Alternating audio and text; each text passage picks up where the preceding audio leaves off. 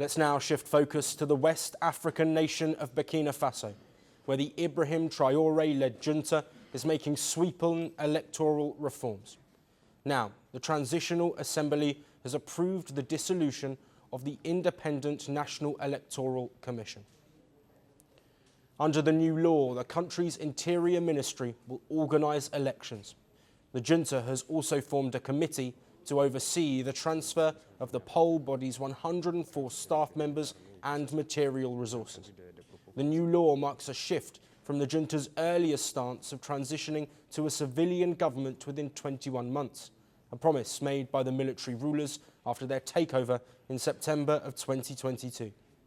However, in May 2024, the junta extended the period of transition by 5 years until July 2029.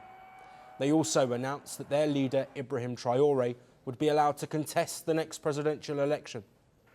Back in July, while proposing to scrap the poll body, the junta had described it as a waste of money. The military rulers added that abolishing the body would reinforce its sovereign control over the electoral process. They also accused the commission, which had existed for more than 2 decades, of being susceptible to foreign influence. After their takeover, the country's military rulers have reduced their ties with Western countries. Burkina Faso has significantly reduced engagements with its former colonizer, France. Instead, the junta-led country has turned towards Russia to forge a strategic and economic partnership.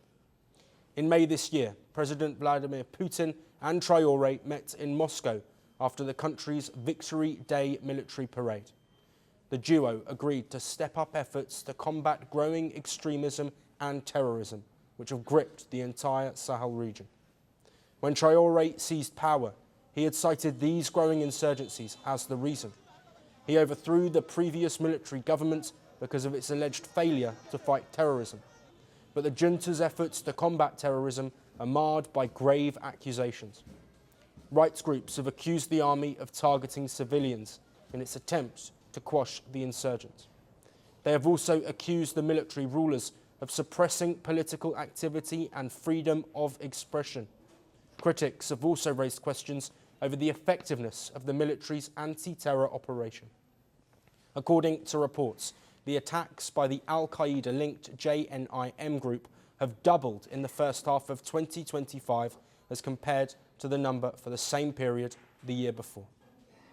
Despite the accusations of human rights violations and failed military operations, Burkina Faso's military rulers are continuing with their efforts to delay the election further.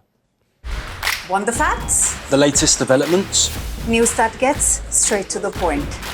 Well, we've got all three just for you. This is Firstpost Live, a brand new show, your window into what really matters. Don't miss it.